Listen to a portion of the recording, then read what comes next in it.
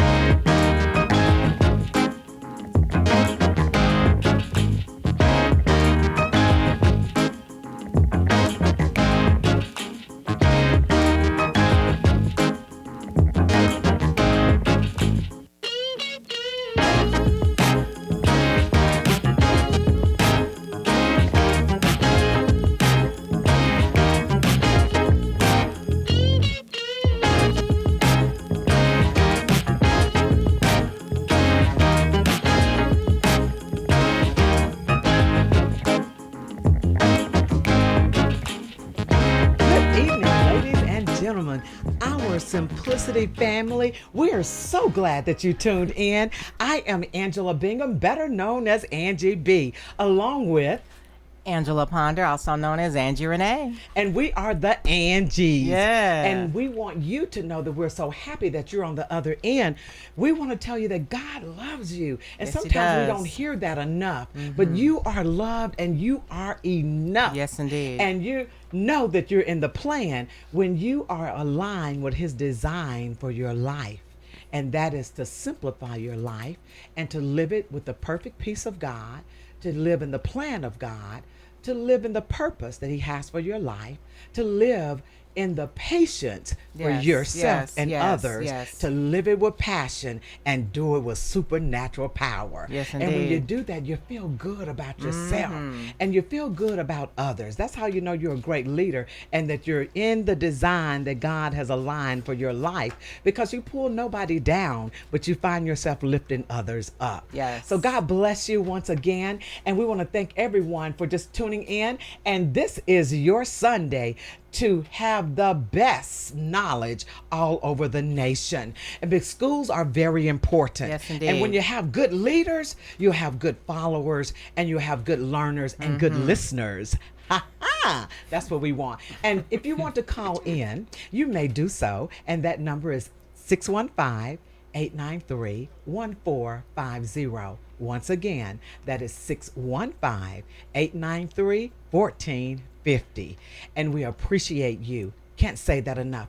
I want to thank everybody for praying for my mother. She is doing well. She has defied all Praise the God. reports that the doctor says. And we say we believe the report of the Lord. That's so right. Thank you. God bless. And if we said too, if it's her time, her expiration date, she's ready. If not, Lord, raise her up to be a living testimony, a living example, and a living witness That's of right. God's miraculous power, and look like she's doing it every day, because they gave her up last Tuesday, but she's still here. I just left her. So everybody keep praying, because prayer still works. Yes, it does. Okay, Angie Renee Connor, I want to thank you for being one of the best producers best. in the spirit of excellence. best. We love you. And Yes, plus we he's do. handsome. And ladies, he's single, but he's picky, okay?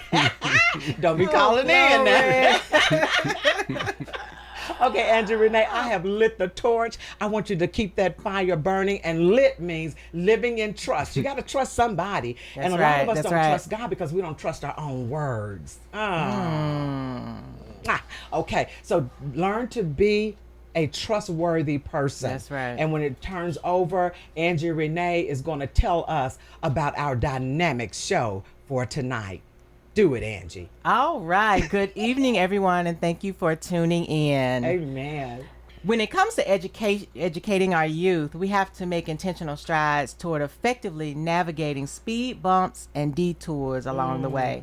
Tonight's show on topic Driving Instructions for Success, which is part of our For the Community series, will be a discussion on the state of our students here in the city of Murfreesboro. Joining us today are two key voices in our community. First, we're honored to welcome Dr. Trey Duke, who is Director of Murfreesboro City Schools. Also joining us is a returning guest, who is no stranger to the Simplicity Desk. I'm rhyming. Hey. You got that? Is Councilman Mr. Kurt Wade, a dedicated public servant and advocate for our city. Today we're discussing the challenges, the progress, and the path forward for students across Murfreesboro, from academic performance and mental health to school safety and community engagement. So whether you're a parent, a teacher, a student, or just someone who cares deeply about the future of our city, this is a conversation you don't want to miss. Please join us in welcoming Dr. Duke and Mr. Wade to the Simplicity Desk. We don't have a clapper machine yet. That was awesome. Yeah. Welcome. Hey, thanks We'll for have a having clapping us. machine one day. That's great. Right, yeah. We're moving Glad to on be up. here. Yes, we're excited about tonight's show, especially with school starting and class getting underway. It's just important to have a conversation so that we know the path forward. So, Dr. Duke, tell us a little bit about who you are and what you do. All right, I'm Trey Duke. I'm proud to be the superintendent here in Murfreesboro City Schools. We have 13 schools spread across 15 campuses, about 9,300 students, pre-K through 6th grade, and I just get the distinct privilege of working with our principals and working with our staff as we work to provide the best education for the students of our city. I'm a firm believer that you cannot have strong cities without a strong public education system. Mm-hmm. That's right. And if we have been challenged to make it the best education system we can, and we take that challenge really seriously, and we're proud to say we feel like we do a pretty good job with it. Absolutely. Awesome. I love that, because public education should be a right. Mm-hmm. And we have to make sure that our schools are adequate and that our students are able to learn and have the same opportunities that every other student has the opportunity, has exposure to. So I like that. Thank you. Very nice. All right. Are we ready for the conversation? We are ready for the conversation. Oh, I'm sorry. Mr. Wade. Everybody knows Kurt. I'm just here. Excited. That's going to be his show. I'm just here. Everybody I'm just knows here. Kurt. I'm just here. Everybody knows Kurt. I'm just here. Hey, ladies, thanks for having me. Trey, thanks for being here. Yes, absolutely. We're glad to have Trey on our show. You hear what I said? On our show, yes. Tonight. Trey, give us a little insight about what you expect for this school year and something that's different that we might not know. Yeah. That's coming into the school systems. And I know we're going to get into a lot of different topics tonight. Are you losing funding with everything that's going on with cutbacks and everything? So let's start off with the first question. Give us an insight about the school year. Great. Well, I'll say we've had a great start, and I mean a really, really strong start. Probably one of my the strongest one I've had since I've been director. It's hard to believe this. I'm going into my 5th year as the director of schools here in Murfreesboro, which time does fly when you're having fun. I'll say that. So we have a great set of principals leading our schools. We have some amazing new teachers we've hired. We have some exciting things happening with the help of the city council and their support. We just opened a brand new extension, a brand new addition at Reeves Rogers Elementary School, one of our historic schools. Yeah. It's absolutely beautiful. It's giving the entire school a facelift. So we're excited about that. We've just moved into a brand new maintenance and transportation building. So if you've been driving down New Salem Highway and saw our little building, our little 8,000 square foot building that was housing all of our maintenance, all of our transportation, we have moved out of that into a new, I think, 48,000 square foot building, which Nice. transportation, maintenance, allowing us to have some storage. We have a new family resource center out there for families that can access supplies. So we're growing, and we're just really excited about what we have and what we're offering our families. Not to say it's not a time of challenges and a time of a lot of unknown. So Obviously, anyone that's been watching the news has probably heard a lot about, the federal funded changes with education and kind of the movement from the federal level on education. And we're trying to respond to that in real time. Got some news, just like everyone else did a few months ago, that, we were going to see a pause to our federal funds that for us was going to be several $1 million of funding we'd already budgeted. I'm really excited to say that has all been unfrozen. So for now, we have access to that. That was money that was paying about $700,000 in salaries, about $600,000 for free after-school care for families. So we're glad to have that all unfrozen. But that's something we're really watching this year, is what's happening from the federal level and what's coming down, because some of those changes have been a little sudden, have come with a lot of not a lot of notice, and so trying to respond to that and just seeing what's going to happen in the next couple months specifically. Awesome. Yeah, that's awesome. It's good to know that the funds were unfrozen. That was so significant. Yeah, it really was. And it was funds that were really designed to meet some of our historically underserved populations, students from economically disadvantaged backgrounds, students who had limited English capacity, students who, again, needed after-school care tutoring. Those were the funds we were losing. So to have that unfrozen is going to be great for us to continue the good work we're doing. Absolutely. Yes, absolutely. Just doing a little study on public education, Horace Mann, that was his dream, that every child will be served. That's when right. you meet this is Angela Bingham's quote. When you meet the need, we all succeed. That's good. Yeah, That's I good. do believe that, and that's what I see being done in our public schools. And we live in a great community, and I tell people all the time, for my own education, I went to a private school for a portion of my childhood education. My parents homeschooled me for a while. I went to public schools. I've done it all. I've been in all types of schools. And at the end of the day, it's just about making sure every child, regardless of where they go, have a great education. Yes. But we have to remember, at the end of the day, the overwhelming majority of our students are going to be in our public school system. Yeah. And we have Right. to make sure that that's as strong as it can be. I agree. Absolutely, 100%. Outstanding. So, how would you describe the overall academic performance of Murfreesboro students? Oh, we're doing great. We're really excited about some of the progress that we're seeing, some of the data that's been released so far. We know when I came in 2021, one of my main priorities was around literacy and making sure we raised the literacy rates. We saw some pretty unprecedented gains those first few years that we have maintained those gains coming out of COVID. As our population of students have become more under-resourced, more English language learners, we've held those really kind of historic gains, which I'm proud of.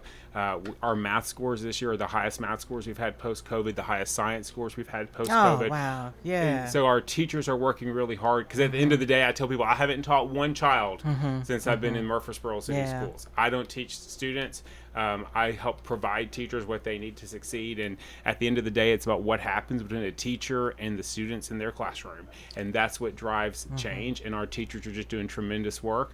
So we're really excited about the success we're seeing academically. Yeah, I think you've raised the level of expectations. That's great. And when he first came in, I do remember, I said, who is this man? And he was tall, he walked in, and I said, And he got up and he opened his mouth. He said, we want to guarantee that all students learn. And I said, oh, yeah.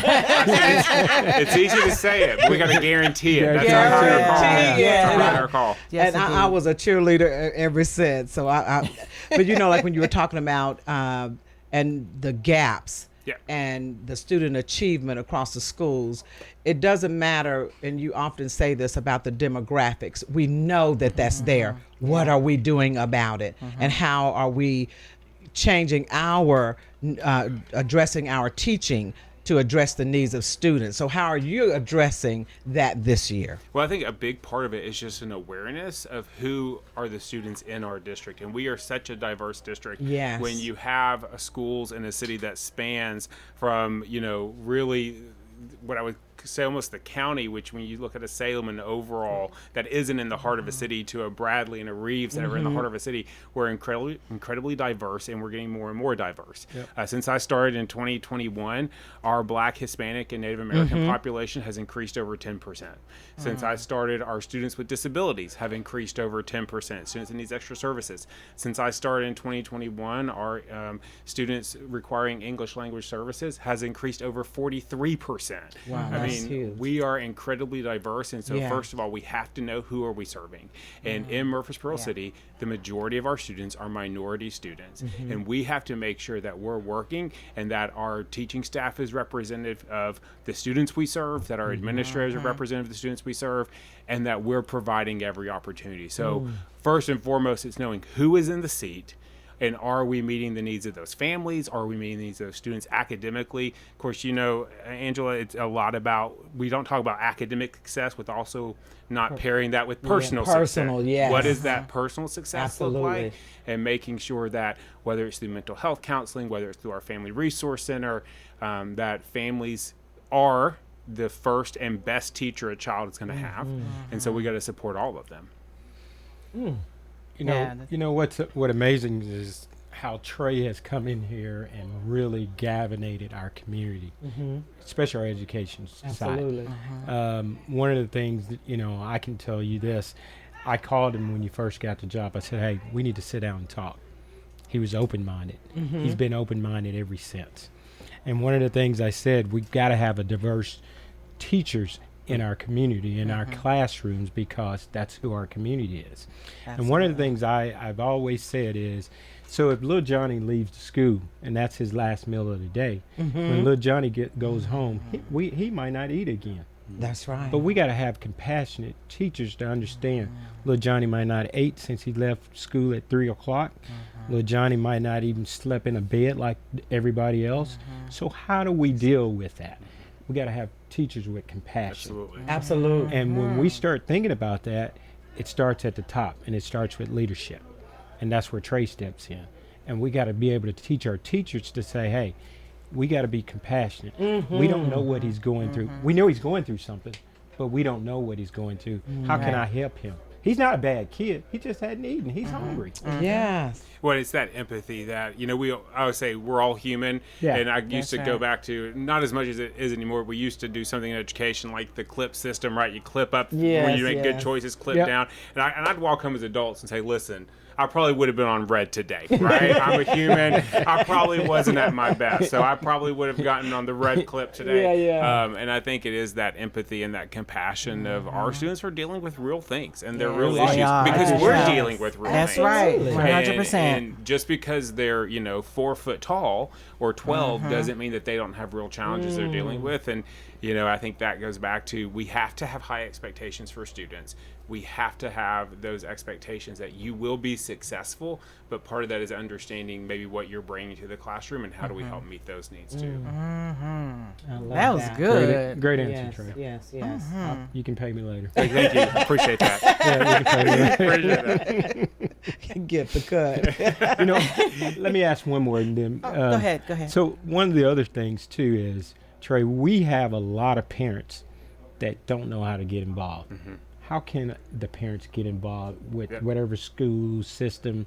It doesn't matter what school system, if they just want to be involved. Yeah, and we want, like I said earlier, Yeah. I truly believe that a parent is a child's first and most important teacher. So Yeah. that we Well want to be said. really clear about that. Yes. So there's a couple ways. One, you know, school looks different, and every parent and every family looks different, has a different capacity. There are some families that I'll go through a school, and you know, the parents are there decorating for some school event. I'm gonna be honest. My wife works. I work. yeah. We were not those parents. I had to go to work every day. And there are other parents that are doing different levels of involvement. So first and foremost, whatever your capacity is, that's okay, right? Just work in that capacity. So I'd say the most important thing is, are you touching that backpack every day. That's something Dr. McCullough, who was our assistant principal of Bradley, talks about as a parent. Touch the backpack every day. Get in the backpack. Look and see what's in there. Yes. Be informed. That's most important. And then the way you want, what do you want to know more about? I'm really proud. Last year, we launched our parent university sections. We offered 17 different parent universities, everything from how to help your child with reading, how to help your child with math, what do I do if my child's experiencing good. anxiety, we did 7 sessions just on children and cell phones. So we want to help parents be involved. And so there are opportunities there. Reach out and say, this is my capacity. What can I do within this capacity? I can. And far as Murfreesboro City Schools, give them the website that they can get this information So go to at any time. Go to cityschools.net, and there's an Ask MCS button, so you can always find information there. And then reach out to your principals. Principals want families involved. Principals want their families there. So reach out to your principals and ask, what are the opportunities for me? Absolutely. Wow. All right, yeah. Well, it is time for us to take a break. And I love this part, but I don't like it at the same time because they bring so much knowledge, our guests. And we want everyone to understand that you can watch the show now and watch it later on YouTube, and go to our Facebook and watch it as well. That's you right. want to share this program. All right. And listen to Angie Renee as she brings us our community connections. All right. Save the date. Saturday, August 16th, 2025. There will be a prayer conference and brunch hosted at Hickory Grove Missionary Baptist Church, and that's at 5209 Jefferson Pike in Smyrna. It is sponsored by First Community Church and Pastor Johnny P. Grandison. The time is 10 a.m. to 2 p.m. and the theme is Prayer Changes Things, Philippians 4, 6 through 7. There is no registration fee, and there will be the brunch is after the conference. So if you're interested in that, you can come out, or you have any questions, give them a call at 615-439-7520. All right. Back to school giveaway. Chase Your Marvelous Dreams presents a back to school giveaway Saturday, August 16th from 12 p.m. to 4 p.m. at 107 Lytle Street. And they are here to do a live announcement. There you go. And that is Chase Your Marvelous Dreams. And a group of people in our community, they're getting together. Businesses are coming together in unity for the community. And as they are coming in the studio, we're going to allow them to make that announcement. By the way, as they are coming, we want everyone to know that you can donate, and they want gently used tennis shoes. They're even adding that this year so people will not be bullied. So they're doing an anti-bullying campaign by the walking of the feet, all right? And so if you have any gently used tennis shoes of every size, you can donate them, as well as any of the school supplies. All right? While we're waiting on Chase Your Marvelous Dreams, we're going to hear from members of the local chapter of the NAACP on their upcoming event. All right. Come on, NAACP. I will move from the mic because I want you to see who's working in our community. Yes, yes.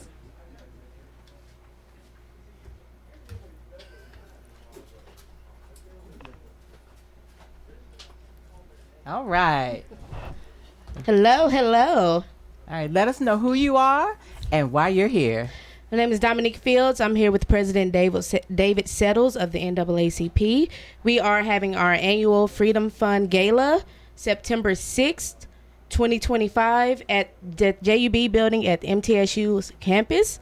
And the doors open at 6 p.m. All right. Thank you. And how can they get tickets to that event? We have a NAACP Borough Branch Facebook page that has an event that has a link in it, or you can go on Eventbrite and get the tickets there as well. And that's NAACP Freedom Fund Gala and in the Eventbrite website.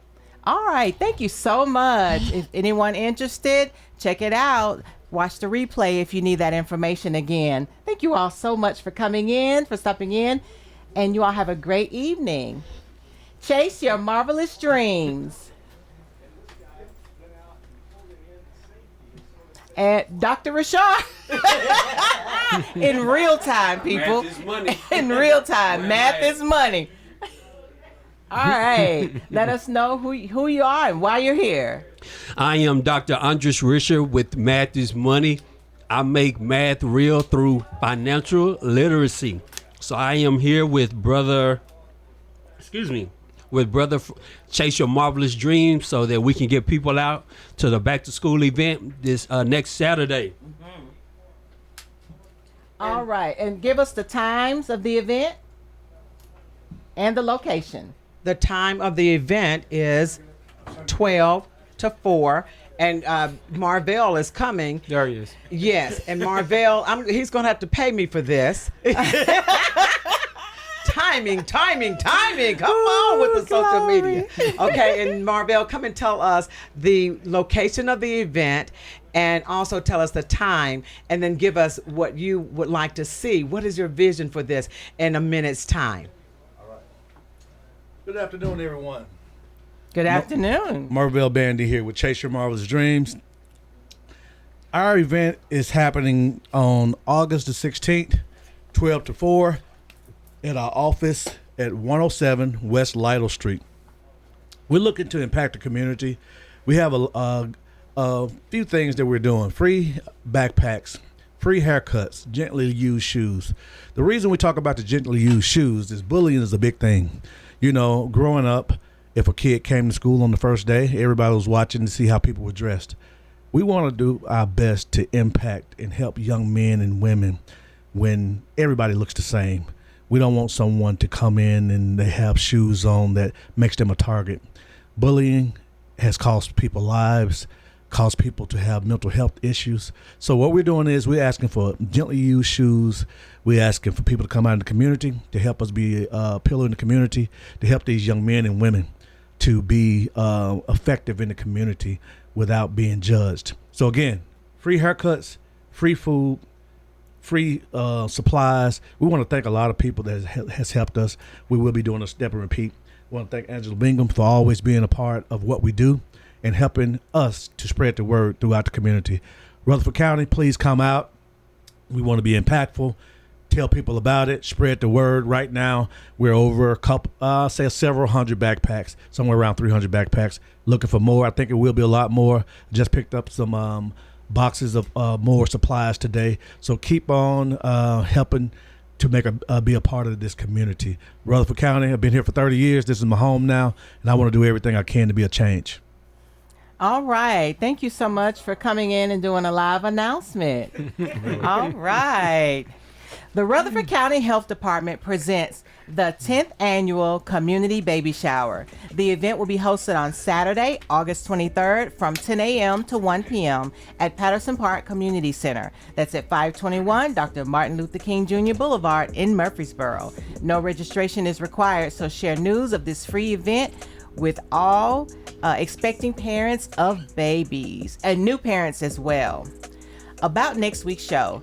Join Team Simplicity next Sunday for another show from our For the Community series on the talk topic, A Mission of Hope, shining a light on humanity, service, and purpose through a mission rooted in help, hope, healing, and love, with special guests, Mr. Ed Grimes and Mr. Fred Tyus from the Murfreesboro Rescue Mission. We will see you then for that conversation. Now back to tonight's Simplicity Sunday talk topic, driving instructions for success, with special guests, Dr. Trey Duke, Director of Murfreesboro City Schools, and Mr. Kurt Wade, Murfreesboro City Councilman. All right. Back to the information that I think everybody will need. All right. So, go ahead. So, Marvell came in and he was talking about mental health. Yeah. So I think that's a good segue.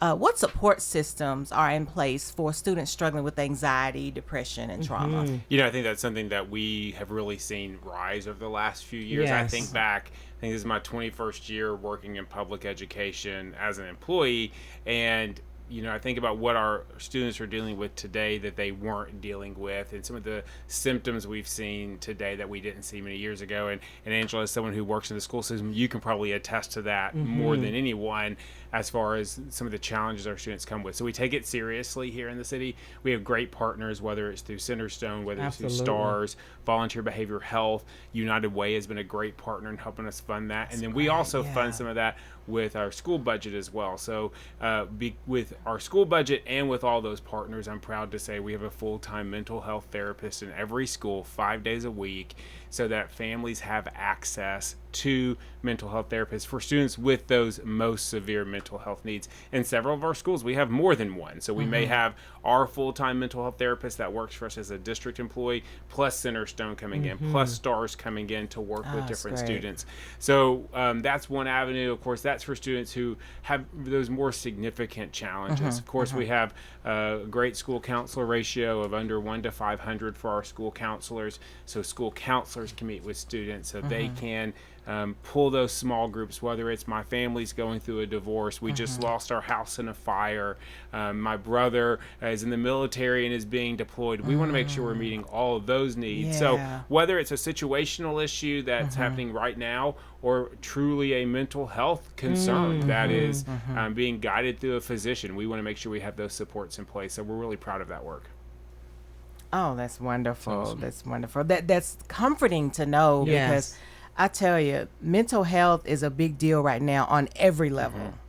And making sure that we have our bases covered it's important. And I will say, it was really a focus for us last year. We did, like I said, about 7 sessions throughout the community on the impact of technology with children and the connection between the younger students who are getting phones and the impact it has on their mental health in the long term. Right. And the research is there now. The research is very clear. I tell people, myself, and we probably all deal with it. If I'm sitting at home at dinner and my phone buzzes, it's hard for me to not go to that. And I have a fully formed brain.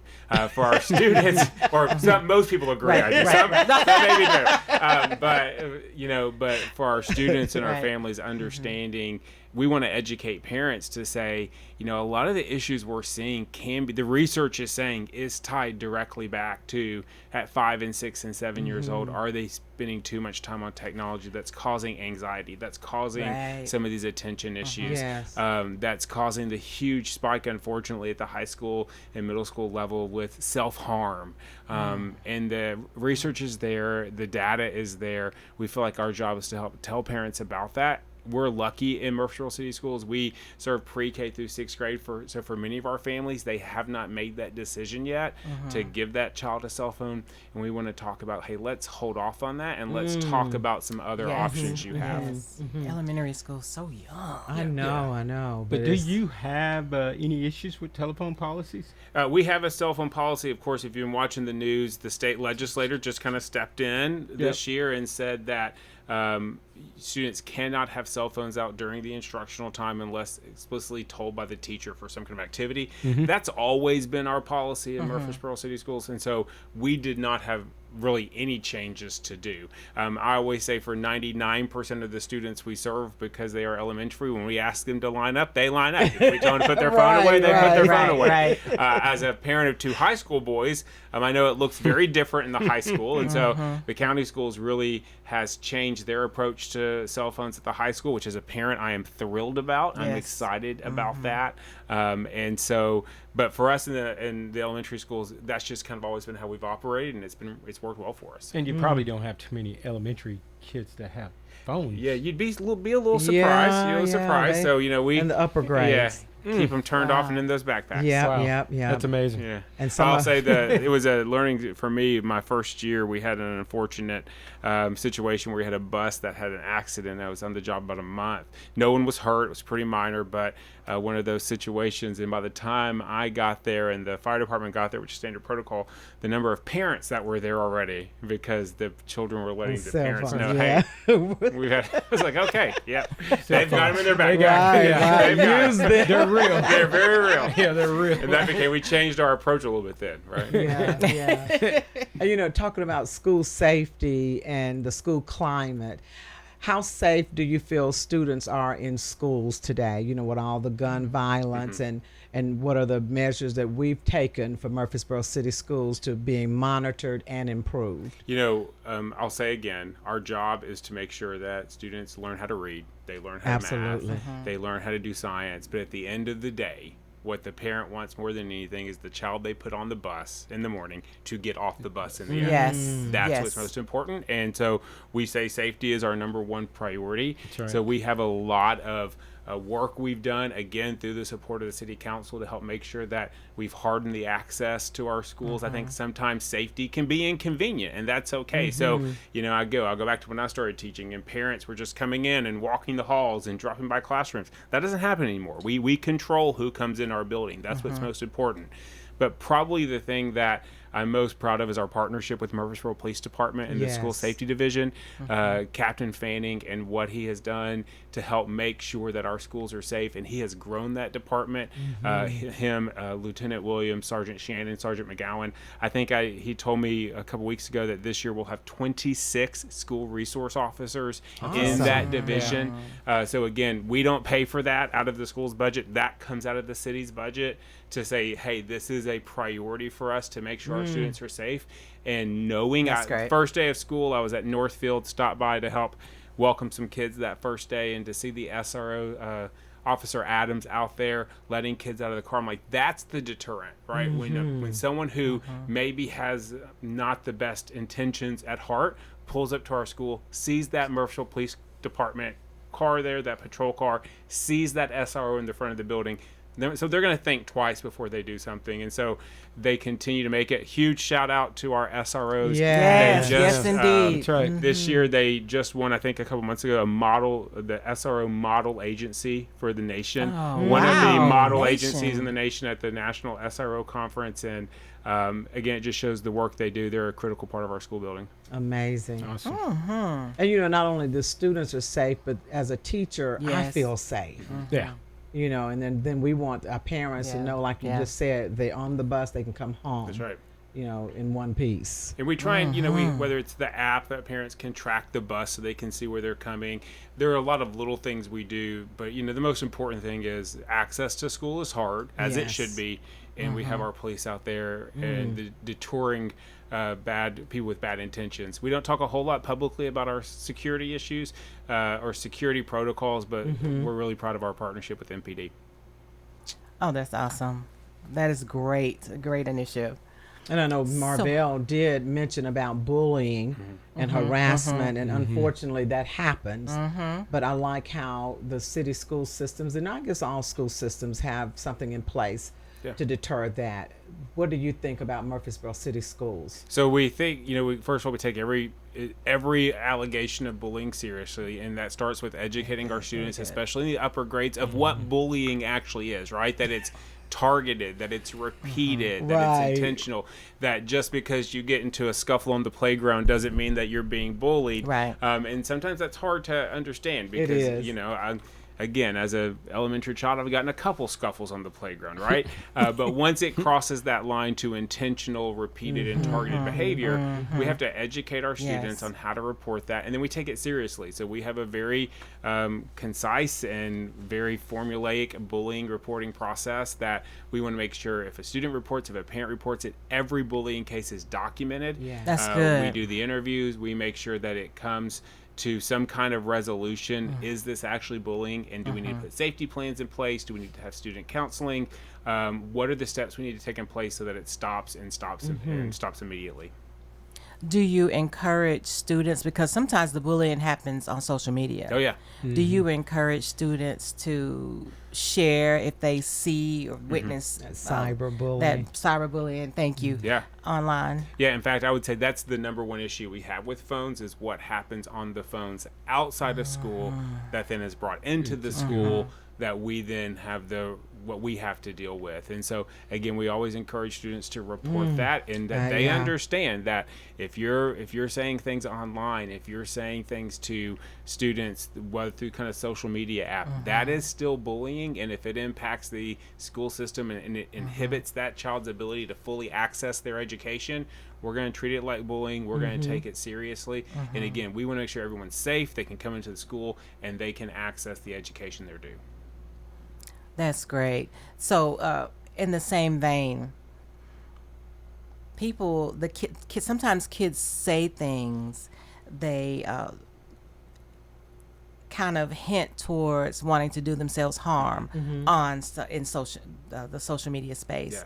So, how do you handle those types of situations? Yeah, so again, we have a threat assessment process that we have in place whenever there's a concern that maybe a child is, there's maybe some self-harm involved or anything that may cause harm to a student. And our school counselors are trained in that, our school administrators are trained in that. And again, we don't want to be the judge and jury. If we feel like something's there, we're going to investigate it. Yeah. And we really do that because I want every principal and every teacher in my district to be able to put their head down at night and know that we've done everything we can. That's Absolutely. good. And so and sometimes, parents are maybe sometimes are like, why are you calling me about this? Why did you ask my child about this? And at the end of the day is we're going to go through our process. We want to make sure that if there is something there, we know about it. And if there's nothing there, there's nothing there. But we've done our work, again, so that we can put our head down at that pillow at night. Absolutely. We would hope that the parents would monitor Yeah. their child's phone, social media, even at the high school level. I always made sure I followed my kids on social media. I need to know everything you're putting out there. I Be need informed. access. I need access. What's in your Yes. DM? I was that parent. But I just wanted to make sure they were safe. And we would hope that if you're going to give your child a phone, that you're making those kinds of, you're that kind of intentional parent, and you're making those kinds of decisions to make sure they're safe, and everyone that they deal with are as well. I'll say it's probably the thing outside of just educating kids that I'm just truly passionate about is I don't think, and again, I always say all the time, if I could go back and do it differently with my children, one's a junior, one's a freshman, what I feel like I've learned the last couple years about what happens to a child when you give them a device, and understanding as a parent. And I think technology is relentless. Technology just always is moving forward. Yes, yes. I can remember thinking of my own father being like, Dad, how do you not know how to do this? And like, now I'm that person, right? So it's hard to keep up, but we have to understand that giving a child a phone is not a toy. It's not. You are giving them unfettered access to the web. You're giving them unfettered access to communication. Life. Yeah. And there are real consequences to that. Yes, yes. And so we just have to know, how do we control that, and how do we monitor it in a way to, at the end of the day, to keep our kids safe. We always compare it to car seats, right? And car seats, when you think about it, I think it was in the 40s that car seats first started coming out, but it wasn't until the 70s until car seats actually became mandated. You may not know this, but it was Tennessee was the first state in the union to require a car seat in every car, and that was in large part due to the work of Dr. Bob Sanders here from Murfreesboro, who really lobbied for that. And we look back on that now and we say, how crazy to think, in the 60s and 50s, we had all these people driving around with their kids not in car seats, and they thought nothing about it. And it was the number one killer of children in the country was automobile accidents. And now we look back on that and go, of course it was. We were letting kids drive around not secure, not safe, not with protection. And I really think cell phones and kids is the car seat issue of our day. Yes, And I think we're going to look back on it 60 years, 50 years from now and say, I cannot believe we did that. Yes. And everything put on the internet is forever. Yeah.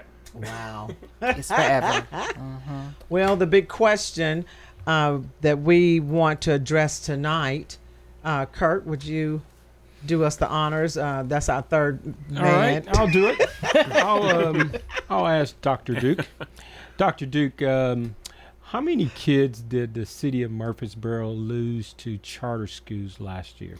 Roughly, it's hard to tell without the incoming kindergarten numbers, but roughly we estimate about a little over 300. Okay. And did any come back to the city school? We had about 150 that we re-enrolled with us sometime during that year last year. So we lost about 300, a little over 300, got about 150 of them back. So those 100 kids that came back to city schools, who had to pay for those kids?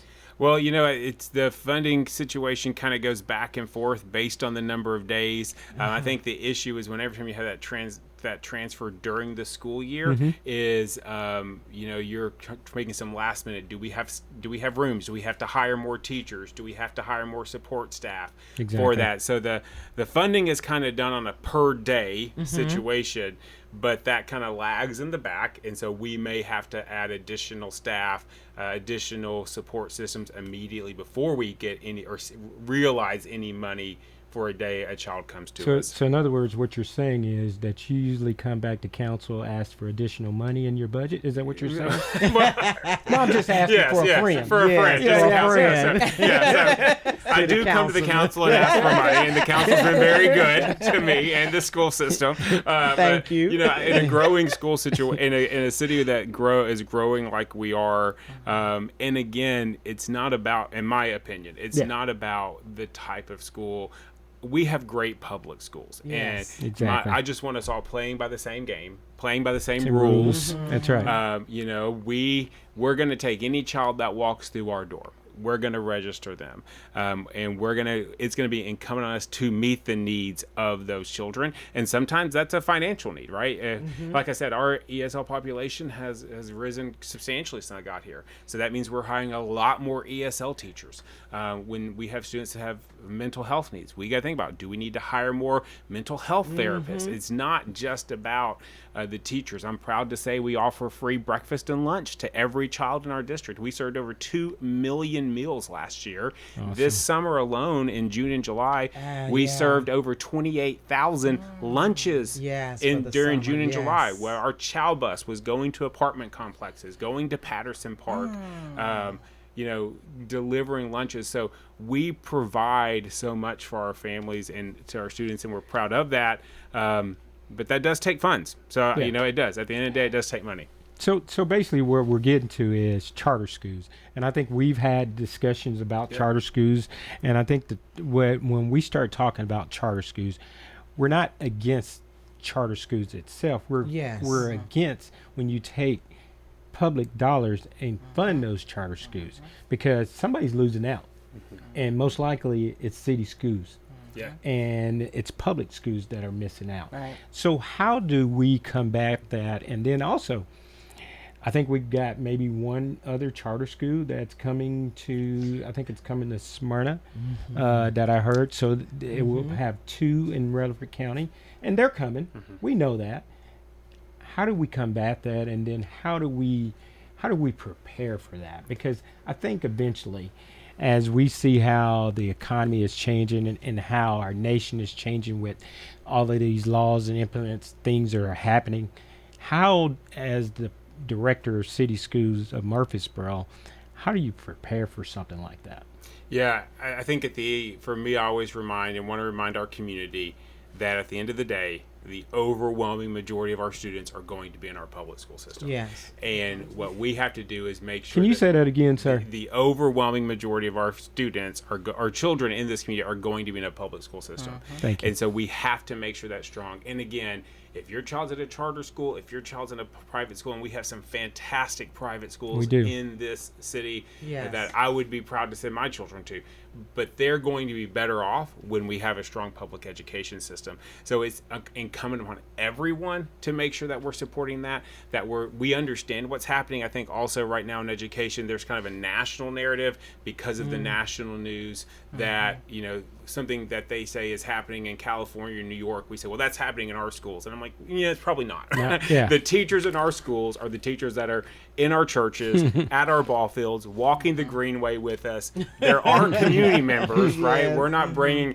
So I would say stay informed and understand that we've got to show support financially. So whether it's through supporting our City Schools Foundation or just talking well about our school system and understanding that our teachers are working so hard every day. They are truly doing Herculean work every day, and they deserve our respect and they deserve support, because I'm gonna tell you something. Angela starts teaching kindergarten, right? Tomorrow your kids are coming. And here's the thing: Angela doesn't know who's gonna walk through the door. She doesn't know the needs they're gonna have. She doesn't know the background they're coming with.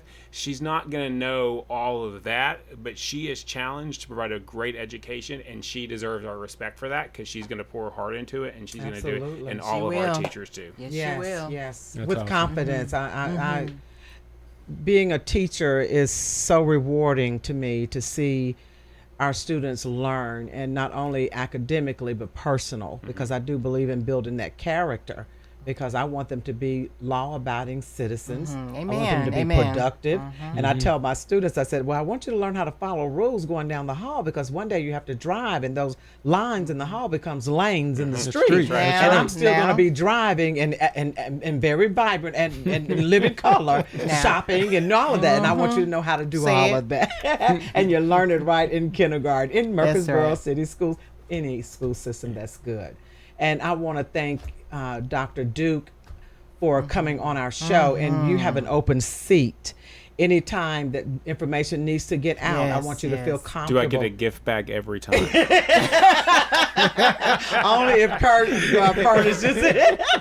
We got you. We got you. We got you. Can I say one other thing? And I'm sorry, I know we're running out of ahead. time, but to go back to what Councilman Wade said about the charter school, I think part of the appeal is the idea of the school choice movement. And I think Yes. parents feel empowered when they say, I get to choose where my child goes to school, not just I went on the bus that shows up at my house. And I think their parents feel empowered with that. But I think one way you combat it is like, know what's going on. I go back to Bradley Academy.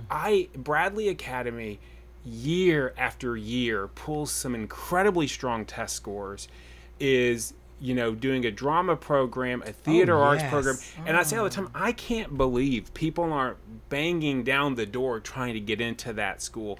And so, yes, this is the era of school choice, but just because you're in a zone school doesn't mean that zone school isn't amazing. Find out about your zone school, go that's on a good. tour, choose MCS, not because you have to, but because great things are happening in those buildings. Now, That's awesome. drop the That's mic. good. Yeah. Drop Right, the right. mic. That's awesome. On that, Yeah. yes. Yeah. And we want to encourage all parents to get involved, Yes. be informed. And how can we help our parents to be a long-term supporter, even when their children move on? We want people to be interested in all children that come through that public school system. That's Right. So right. advocate for it, be Yes. informed, watch those school board meetings, know what's happening. Oh, what did you say? Yeah, sorry, watch the school board meetings. They're pretty calm most of the time. Yes. You hear that, Angela? Mr. Settles came in a minute ago, and I thought for Yes. sure he was going to comment, but I did great too. school board member. I think he got nervous when he saw you. But just with anything, just like I'm sure Councilman Wade would say, know what's going on in your city government, know what's Yes. going on in your Yeah. public school system. Then you can advocate. We want public schools to be a reflection of the community, and that means we need the community to tell us what's important to them. Yeah, because our good. community is diverse and our school systems are diverse, and we live in a diverse society. Yeah, absolutely. That's right. Yeah. We're all here, to get along with one another. And Kurt, you advocate go to the city council meetings. Please. When are the city council meetings? Every Thursday. Every Thursday at What 6 time? o'clock. 6 o'clock. Yep. And just like Trey said, we want people to get involved, because when you get involved, you know. Absolutely. When you don't get involved, you don't know. And then what we've noticed is this: we hear people hear whispers. We heard you guys are doing this. If you come to our meetings, or if you listen to our meetings on the radio or on TV, city TV, you'll know what's going on. And then you don't have to hear what from somebody else's mouth. You'll know.